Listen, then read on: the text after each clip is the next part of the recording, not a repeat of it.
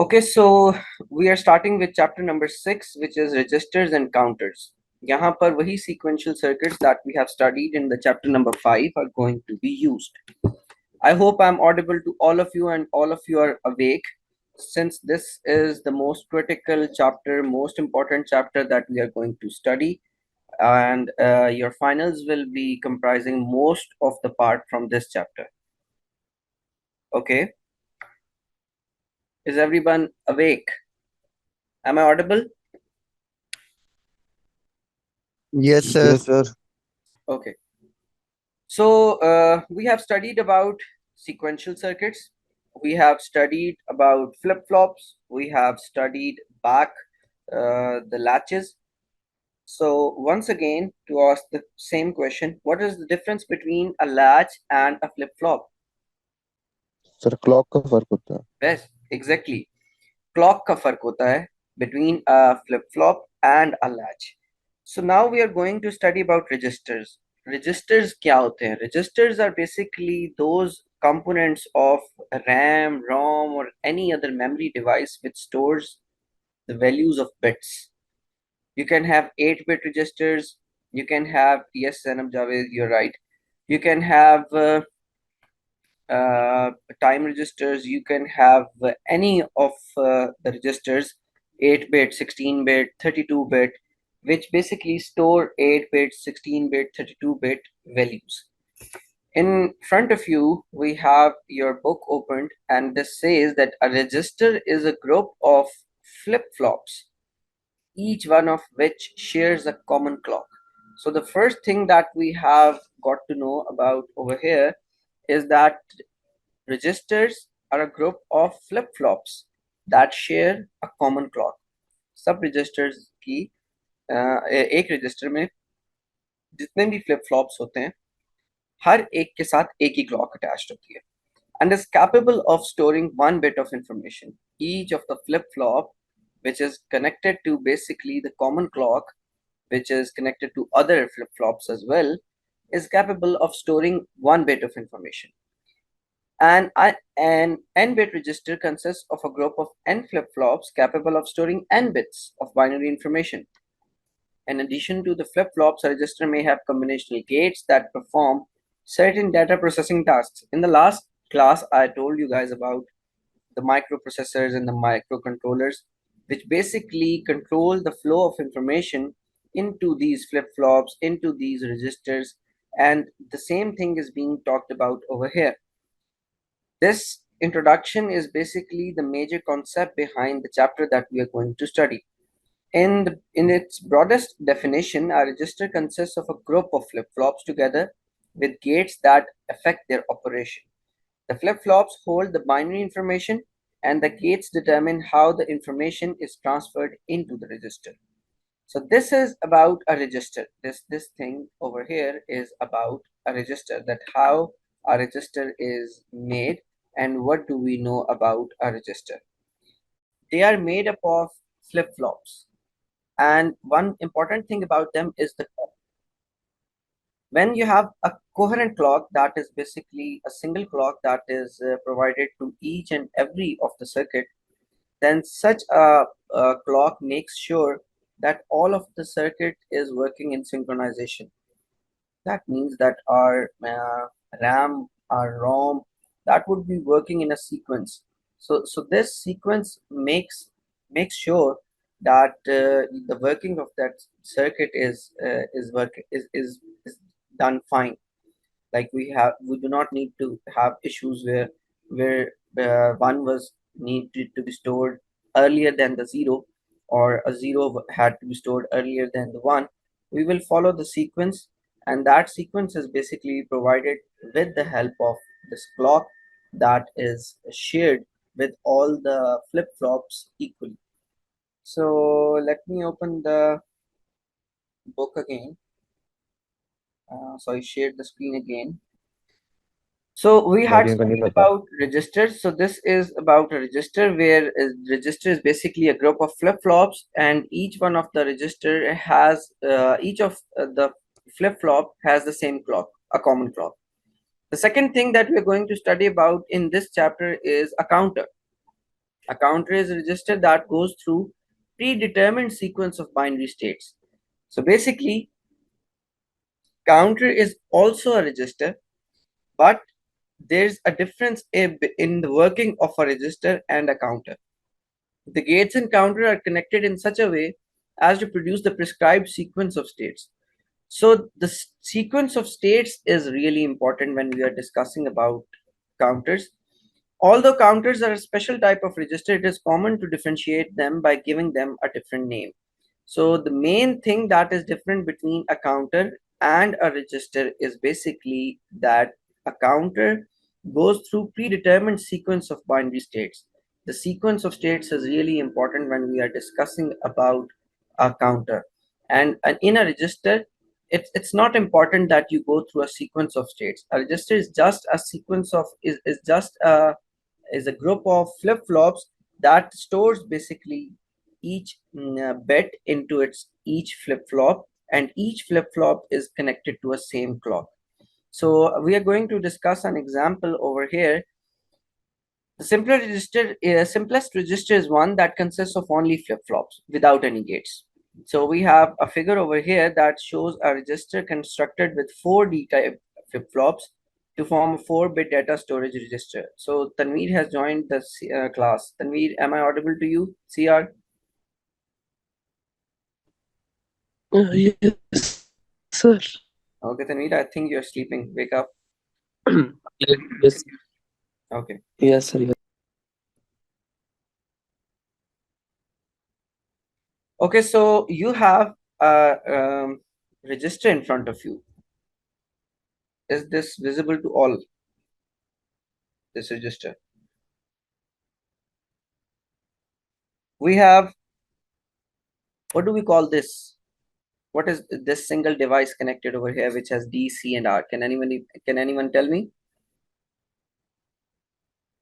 Is this a latch? Is this a flip-flop? Is this a positive edge triggered flip-flop? What is this? Yes, Anand, you're right. D flip-flop. This is a D flip-flop. Okay, so can anybody tell me that is it a positive edge triggered D flip-flop or a negative edge triggered D flip-flop?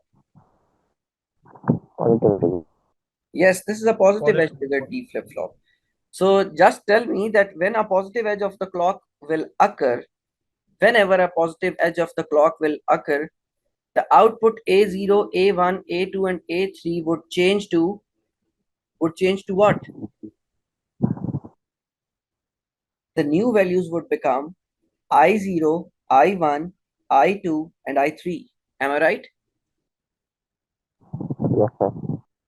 So basically, you have a simplest register in front of you that stores the value at each positive edge triggered at each positive edge of the clock, and it passes the input 0, input 1, input 2, input 3 to the A0, A1, A2, and A3 output.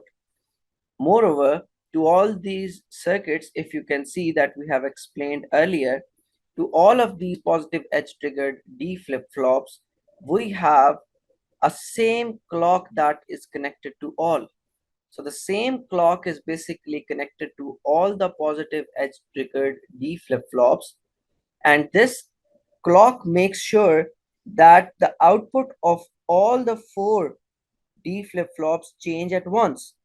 So you can say that this 4-bit D flip flop sequence is basically forming a 4-bit register which changes its values at each positive edge of the clock. Moreover, all of them are connected to a same reset value as well. What does this reset do? Can anyone tell me? Okay, so Zainab is active at the chat box today. So, okay, Zainab, you have 0.25 absolute marks for responding to all of these questions. Tanveer, are you in the class? Yes, sir. So, give the 0.25 credit to Zainab Javed. 221385. Okay. Okay, sir. So reset the combinations attached to it. Yeah. So Atikur Rahman, yes, you have been right as well. When R is equal to 0, clocks R don't care, and when R is equal to 1, then the D value pass. So this basically, this reset value is just, this reset connection is just to make sure that we are making the circuits work according to the function of positive edge triggered D flip flop. If the reset is 0, then all of the next inputs become, all of the current inputs become to the don't care state, and we have the outputs resetted. So this was the example of a simple 4-bit register where I am repeating, where all of their positive edge trigger D flip flops were connected to the same clock, and whenever a positive edge of the clock occurred, the I0, I1, I2, I3 passed on to A0, A1, A2, and A3. So the outputs of this circuit can be sampled at any time to obtain the binary information stored in the register. The input clear underscore B goes to the active low input of all the four inputs of all the four flip-flops. When this input goes to 0, all flip-flops are reset asynchronously. The clear B is useful for clearing the register to all zeros prior to its clocked operation. So this is a useful thing that we can remember, that whenever the whenever the clear B value is set to 0, all of the outputs would become equal to 0, no matter what the inputs are applied, no matter what the clock is applied. So all of the outputs can be cleared, all of them can be made 0 when we have when we are starting the circuit, or whenever we want to do it with the help of this reset connection. The R inputs must be maintained at logic 1 during the normal clocked operation. This says over here. And why do we need that? The R inputs must be maintained at logic 1. Why? Sir sir अगर zero होगा तो फिर वो output फिर तो होगा ही नहीं. Reset हो जाएगा. Yes. Yes. So we have registers with parallel load. Registers with parallel load, basically they are the building blocks of digital systems. Synchronous digital systems have a master clock generator that supplies a continuous stream of clock pulses. So synchronous digital systems are, as the name implies, that I'm reading out over here, this line. So synchronous digital systems are basically, as the name implies, those which work in synchronous operation to all of its components. They have a master clock generator that supplies a continuous continuous train of clock pulses to all of the flip-flops, all of the components that are present in the circuit. The pulses are applied to all flip-flops and registers into the system. The master clock acts like a drum that supplies a constant beat to all parts of the system. A separate control signal must be used to decide which register of operation will execute at each clock pulse. So basically, whenever you transfer or load a new information into a register, this is referred to as updating or loading the register. If all the bits of the register are loaded simultaneously with a common clock pulse, we say that the loading is parallel. This is the main part of this paragraph. A clock edge applied to the C inputs of register figure 6.1. Have a look at the C inputs. If the clock edge is applied, if a same clock edge is applied to the C inputs of figure, it will load all the 4 ports inputs in parallel. Like, we are not doing this that I0 is being passed to A0, but I1 is not being passed to A1. No. If something is being passed to the output, we know that each and every rest of the input will also be being passed to the output. So I0 will be passed to A0 only and only if I1, I2, and I3 are also being passed to A1, A2, and A3. This is called the parallel loading thing. Whenever we have uh, a clock edge that is applied, that is shared between all the flip-flops in parallel, so by changing one of the clock, we will have inputs transferred to all of the outputs. So this is the main thing that we have to remember about parallel loading. So we have in this configuration, okay, have you told everybody to join? I will be taking attendance in 1 to 2 minutes. Yes, sir. Okay. So if we want to keep the contents of the register same, in this circuit. So what do you think that if I want to maintain A0, A1, A2 and A3 at the output, what should I do? If I want that at the next edge of the clock, I want A0, A1, A2 and A3 at the output, what should I do? One of the ideas is to maintain the inputs at A0, A1, A2 and A3. I0 should be equal to A0, I1 should be equal to A1, I2 should be equal to A2, and I3 should be equal to A3. So in that case, even at the positive edge of the clock, the inputs would be transferred to the outputs, but since the inputs were same as the outputs, so there would be no change at the output. And what is the second thing that we can do? Okay, so Atik has said that positive edge can be controlled, that the positive edge of the clock should come late. In the first case, when we are driving, when we are inputs, when we are making the inputs constant, the data bus driving the register would be unavailable for other traffic. So this means that if we have made the input constant and there is a real change that's occurring at the input side, that would not be taken care of and we would be standing at the previous states. So in this case, the data bus driving this register would be unavailable for the other traffic. In the second case, where we are basically doing what, that the clock must be inhibited for from the circuit. In this case, clock can be inhibited from reaching the register by controlling the clock input signal, which Atik said, with an enabling gate. However, inserting gates into the clock path is still ill-advised because it means that logic is performed with clock pulses. The insertion of logic gates produces uneven propagation delays between master clock and input of flip-flops. To fully synchronize the system, we must ensure that all clock pulses arrive at the same time anywhere in the system, so that all flip-flops trigger simultaneously. So basically, what he wants to say over here is that if we want, I can highlight this, that if we want that we are controlling the clock input signal and we insert a gate to it, an enable gate to it. So what happens is that by inserting an enable gate, we introduce many propagation delays to the circuit. So our circuit, which was synchronized with the master clock, it doesn't remain synchronized with the master clock anymore. Why? Because we have inserted enable gates, we would be waiting for the response of those enable gates, and thus the circuit will have propagation delays. The delays that are caused because of the wait time of those output gates, those input enable gates. So to fully synchronize the system, we must ensure that all clock pulses arrive at the same time, anywhere in the system, so that the flip-flops trigger simultaneously and our flip-flops do not wait for other gates to perform. Performing logic with clock pulses inserts variable delays and may cause the system to go out of synchronism.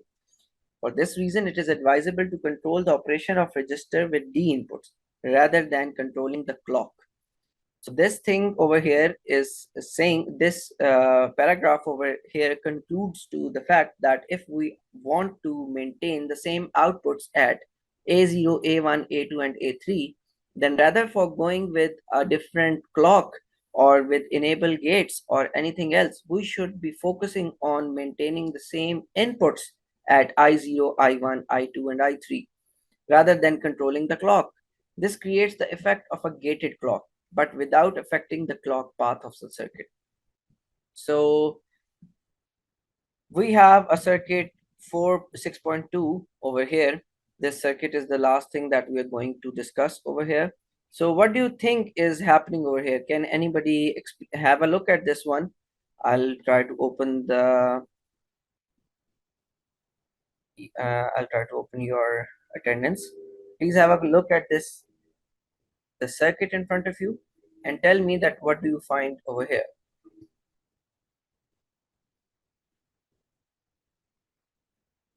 If A0 is 0, if A0 is 0 and I want to maintain A0 at 0, what should I do in this circuit? I0 is also 0, sir. Okay, so I0, if I say that I0 is not equal to 0, I0 is equal to 1, but I still want to maintain A0 is equal to 0, then what should I do? Load को 1 रखेंगे. Load को 1 रखेंगे. Load को 1 करें. If load is kept to 1, 0 would be passed over here, a 1 Zeros. would be passed over here, a 1 would be passed over here, and I0 is equal to 1, a 1 would be passed over here, and this OR gate would pass a 1 at the D. Am I right? Sir. Then, so what? Sir. What if we keep load equal to 0? Yes, sir, तब 0 आएगा. 0 अगर किया तो ऊपर भी 0 चला जाएगा और If load is kept to 0, नीचे.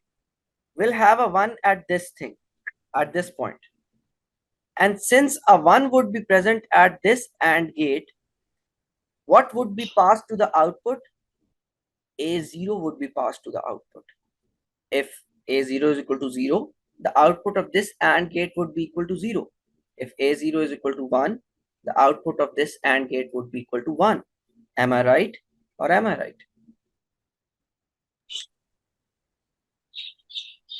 Is this Am I right? Is this clear?